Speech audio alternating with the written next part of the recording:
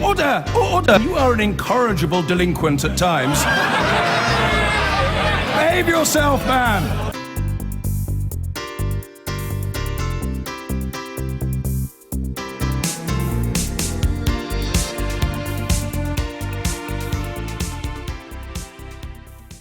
To the Commons, the Home Secretary Amber Rudd is talking about Orgreave.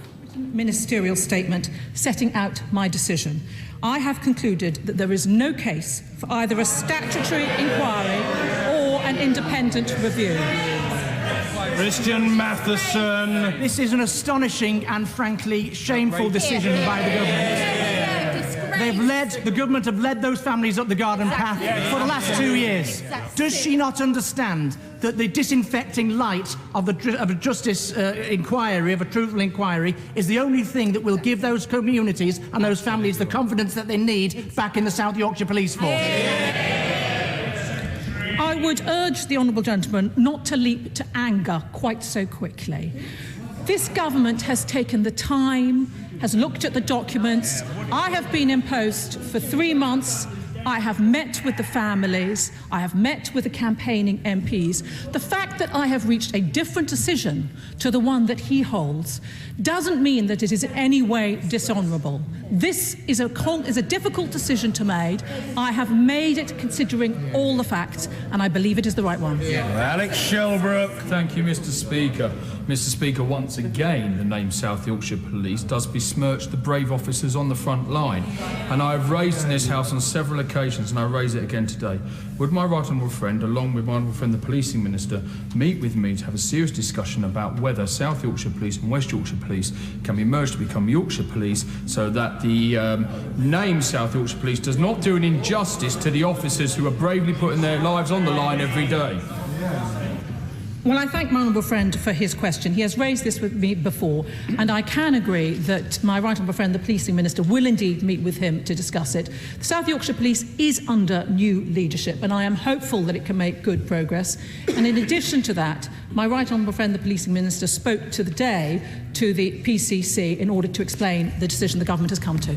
Dennis Skinner.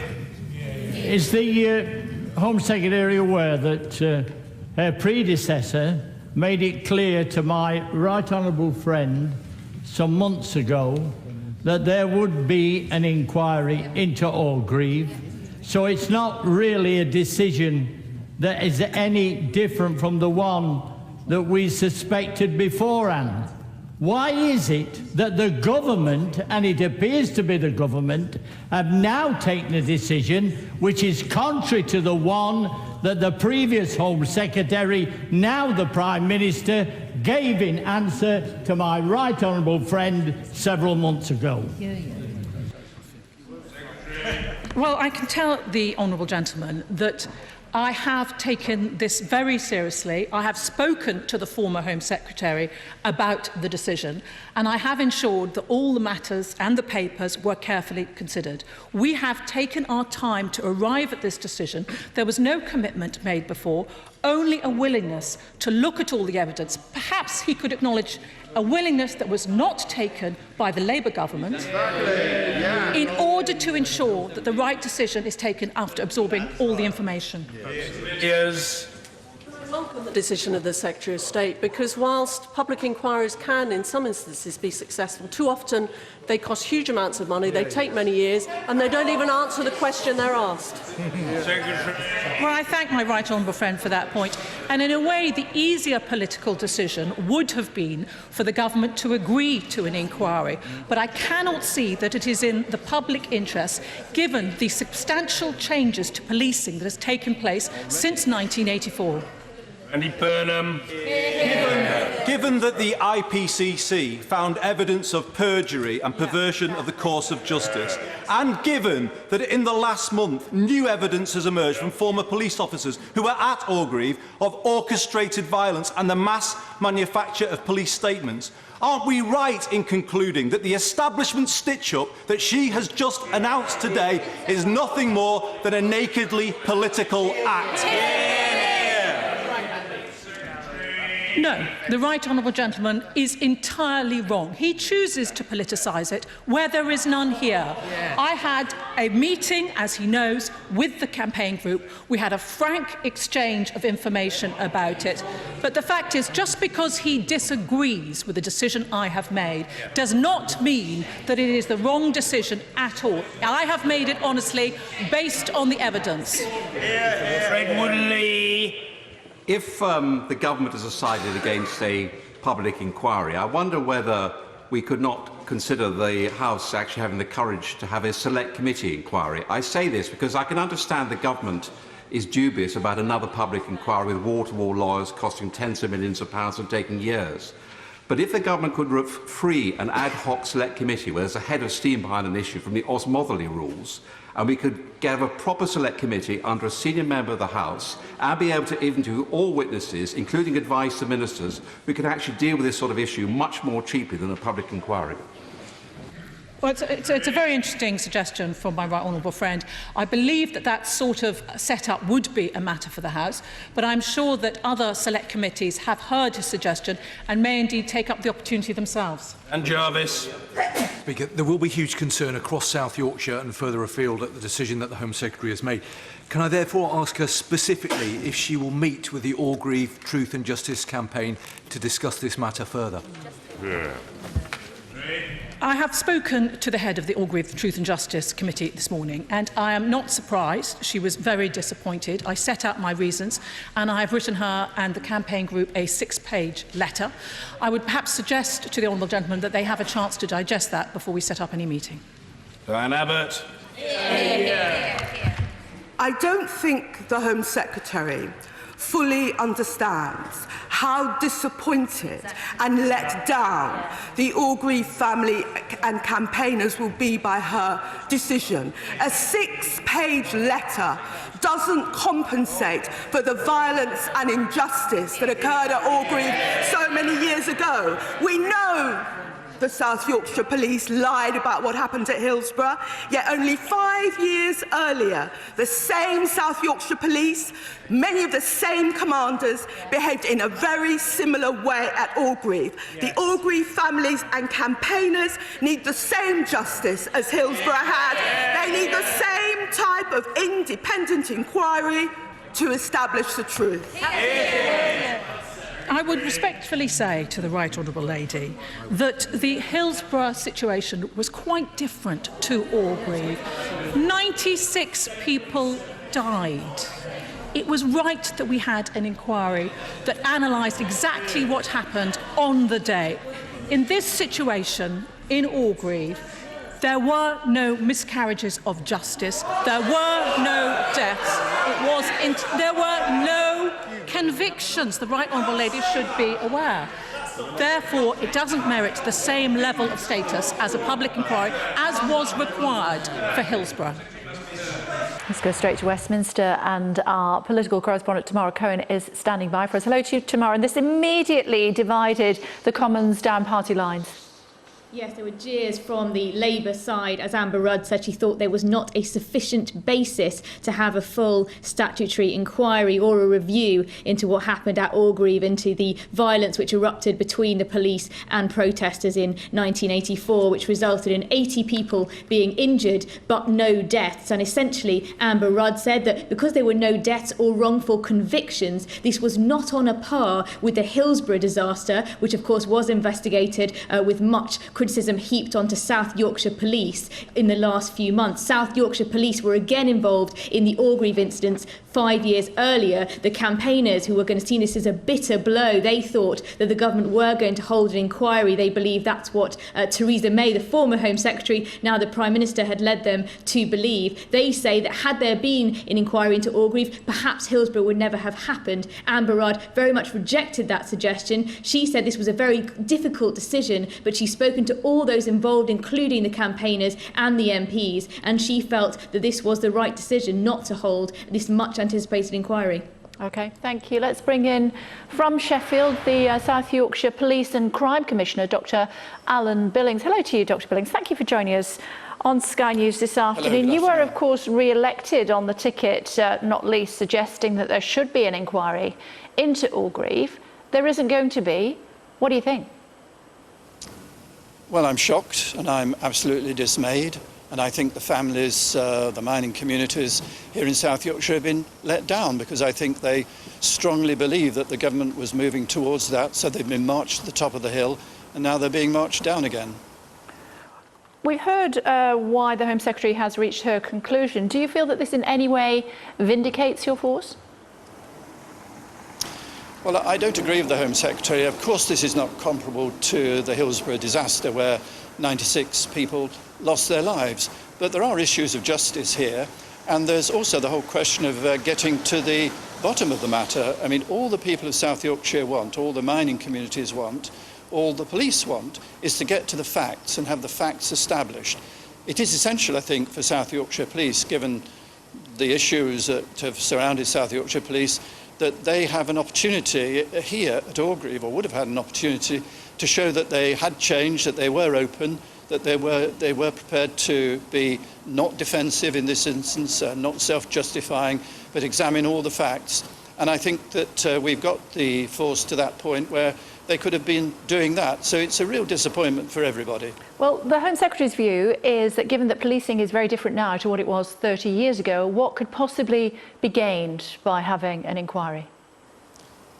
Well, what can be gained is acknowledgement of what the truth was, that what did happen at Orgreave, where did the orders come from, was this part of some wider campaign? I mean, I think the decision is political. I think it opens up issues about the whole question of the miners' strike, the wider questions about whether there was undue political interference in that, whether it was in fact a politically led attack upon the miners' union. But I'm speaking to you from South Yorkshire, where all our industries at that time, the steel industry, the heavy engineering, coal mining, were all devastated by the industrial policies of that time. And Orgreave was a flashpoint in that. So I think it's the fear of opening it up in that wider way that has led the Home Secretary to take this decision. But for the campaigning group and all the communities across South Yorkshire, it's a matter of total regret. And as I say, I think this is one place where South Yorkshire Police could have demonstrated that they really had changed. So that's an opportunity, in a sense, denied even South Yorkshire Police. So just to be clear, you feel that the Home Secretary has reached the decision that she has in order to protect the legacy in some way of Margaret Thatcher? Well, I think there has to be some explanation that goes beyond the reasons that have been put forward, because nobody was making the kind of comparisons that she seemed to be making this afternoon between the Hillsborough disaster and what happened at Orgreave. Nobody lost their life, yes, at Orgreave, and so on and so forth. But nevertheless, there are issues here of justice. There are issues here about police behaviour and conduct. There are still lessons to be understood and then to be learned. You've got to understand what happened. You've got to have the truth laid bare before you can draw any conclusions or lessons from it. So it's an opportunity missed, and I'm deeply shocked by the decision. Yeah, I just want to develop that, if I may, please, Doctor, in a little bit more detail. So just to be clear, you're suggesting that the Conservative Home Secretary now has in some way or in part made the decision that she has made today about Orgreave in order to protect the legacy of a previous Conservative Prime Minister in the form of Margaret Thatcher. Well, they're your words. What I actually said to you was... I'm asking you, I'm not putting words in your mouth at all. I'm just asking you to clarify whether that is what you're saying or not, because you said it was a political decision. I'm trying to clarify what you mean by that. Well, let me explain what I think I'm saying to you, which is that, yes, it's a political decision because it's the Home Secretary making it. But the point that I'm making here is that it's very difficult to talk about Orgreave without opening up the wider question of where Orgreave fits in the whole context of the miners' strike. And I think it's the anxieties around that that have led to this decision today, because I don't think anybody was trying to suggest that the issues here were exactly comparable with Hillsborough, for example. And yes, of course, there are now police and crime commissioners who hold police forces to account. But what we're being asked to do here is to establish, or we're being asked to establish the facts, the truth of what happened at Orgreave. And that would have involved an extensive inquiry into doing that. And it's only if you have those facts established and understood that you can draw the appropriate lessons from it. And it's important for South Yorkshire Police, or would have been important for South Yorkshire Police, that they heard that and they understood that, so that we can be sure that lessons really have been learned. Given that, as I said, it started off by saying that you campaigned on looking for an inquiry for Orgreave as part of the ticket for getting back into post, is that something that you will now have to consider your position? Oh no, I don't think it's a question of considering my position at all. What I've been trying to do as Police and Crime Commissioner is to pave the way for the inquiry. So, for example, one of the key issues is the archive. Where is the archive? Have we got it all together? Is it properly catalogued, indexed? Can we have access to it? And I've been trying to help that process along. One of the things I've done, for instance, is to set on now a professional archivist who will do that cataloguing work of the archive. Now, all that was being done in preparation for a full inquiry into Orgreave, and now we learn that's not going to happen. Now, we'll go on with that work. We'll talk to the campaign for Truth and Justice about whether we can make those archives available in some form so that we can try and retrieve something out of this situation. But I think everybody in South Yorkshire, wherever they stand on the issue of Orgreave, wanted some sort of resolution. They wanted the truth to be told. That's all we were ever asking for. And so this is an opportunity that has simply now been passed by. And that's a great mistake, a political mistake in my view, and a great shame. How do you remember the Battle of Orgreave? Do I remember it? How do you remember it? It was your... Oh, how do I remember it? Well, I was in Sheffield at the time. I was Deputy Leader of Sheffield City Council at the time. I lived here. I lived not very far away from Orgreave. And I was absolutely shocked, as people were across South Yorkshire, to see the police coming in. I might add, as is well known, of course, not police officers from South Yorkshire in the main. These were police officers who were coming in from many forces across the country. So there are issues there about archives. There are archives in other police forces, not just in South Yorkshire. And it looked like a military operation. And indeed, many would say it bore all the hallmarks of a military operation. That was deeply shocking at the time. And that's why we had to get to the bottom of this and to know what the truth of Orgreave was and where it fitted into the general context of the miners' strike overall. Because allegations have been made that it was a politically motivated action by the police. That the nearest the police have ever come in my lifetime to being politicised was then at Orgreave. Not now with police and crime commissioners, but then at Orgreave. Oh, you look back at South Yorkshire Police, we talk about Orgreave, of course we've talked about Hillsborough, more recently Rotherham as well. Bit of a challenge, your job, isn't it?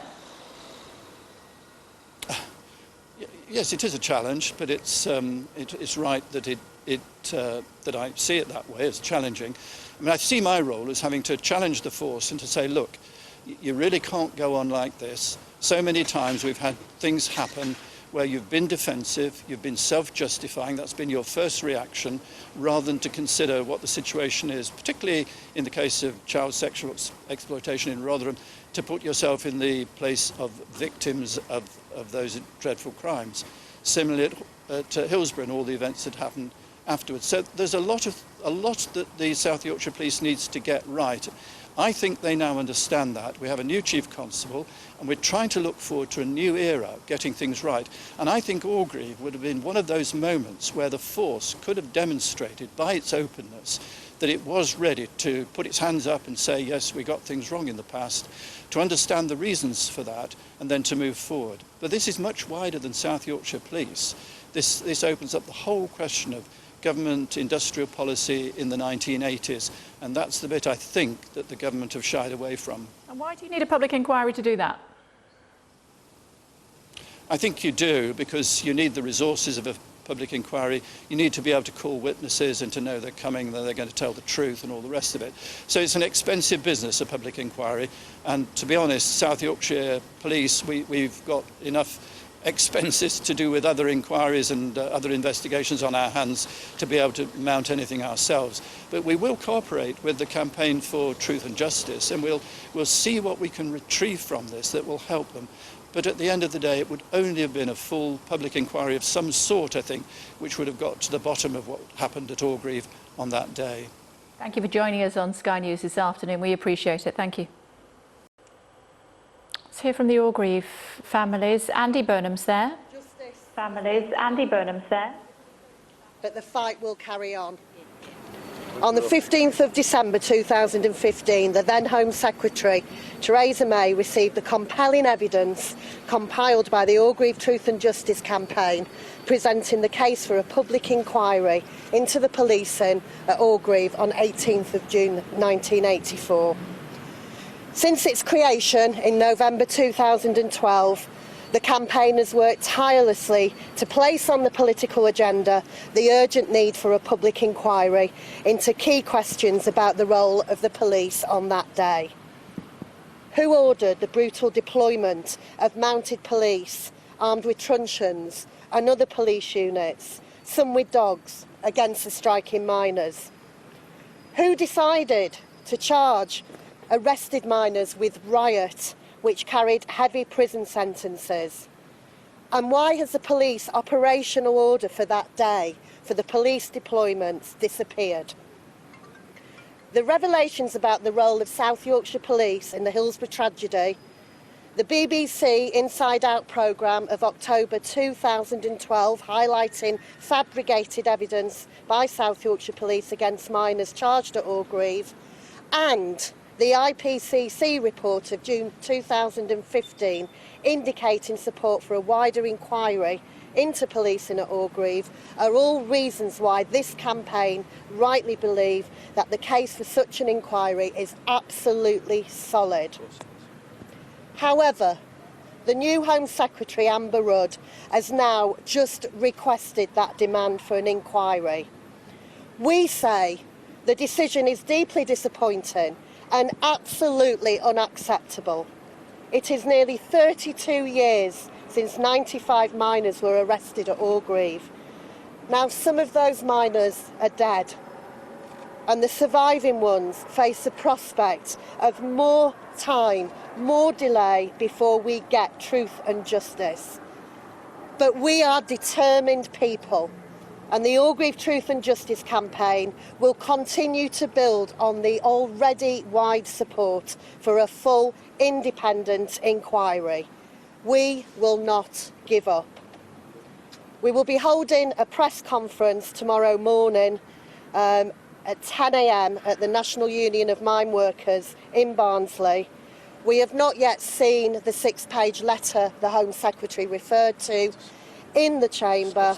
We want to see that. We want to take legal advice, and tomorrow we will present a response to this decision and outline our plans for future work. Thank you. Justice for the miners. Practically, what can you do? Practically, what can you do? Well, there are other options available.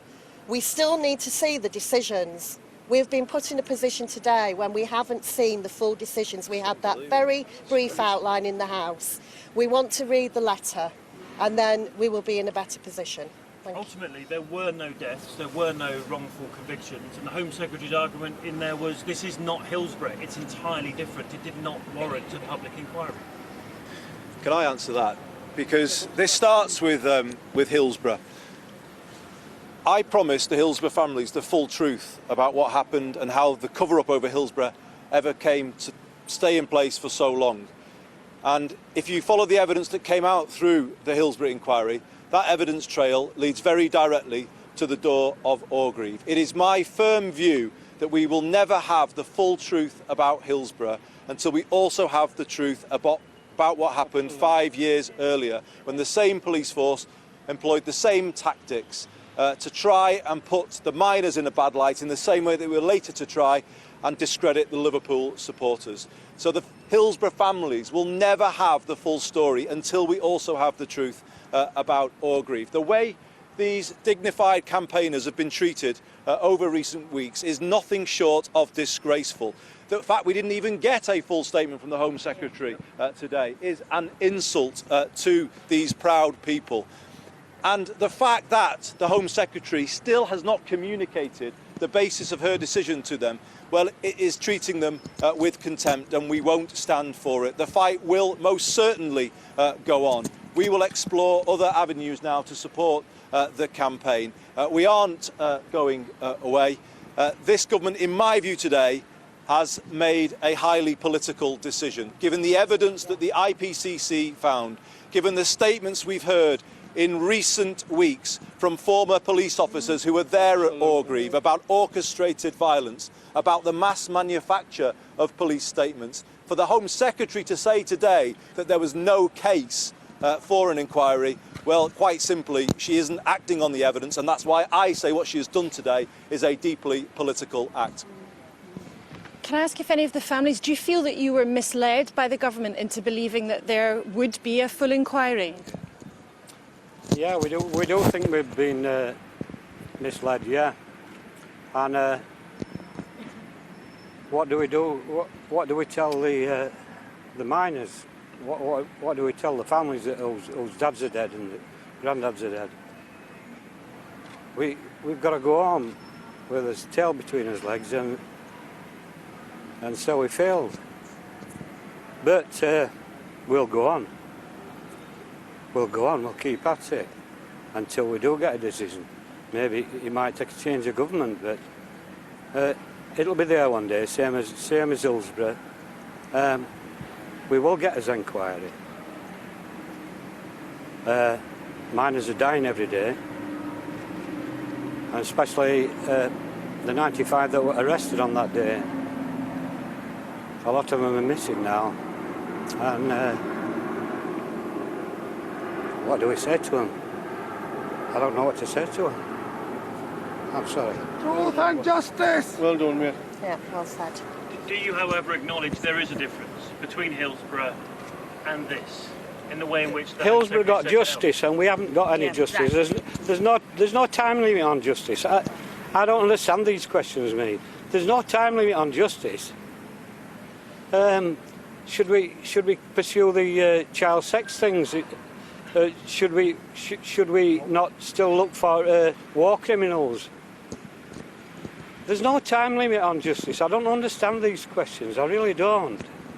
Do you feel like Theresa May has led you up the garden path here?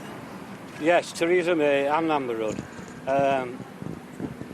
Theresa May sent really positive when we met her. And then Amber Rudd is talking about formats for an inquiry. And now today we've just been custard pied. We're really disappointed, to say the least. And like I say, the fight will go on. There's no doubt about that. We'll get there one day. Amber Rudd made very clear in our last meeting with her that she would be considering what form any publication or inquiry would take. It wasn't whether or not an inquiry would happen or an investigation would happen. It was what format it would take in. So we left that meeting full of hope. So the decision today is little short of devastating. And she's not even committed to releasing the documentation which the IPCC has relied on. If there's no case to answer, there should be no reason at all why those documents shouldn't be in the public domain. So Louise, you're clear. Misled by the Home Secretary. I absolutely think she misled us. I think Theresa May set up the campaigners, and Amber Rudd did at the last meeting. The decision today is absolutely devastating. I think something's changed between the last meeting that we had with her and the announcement today. She promised us a decision by the end of October. Well, it's come at the 11th hour in this absolutely shameful way, not even a proper statement to the House.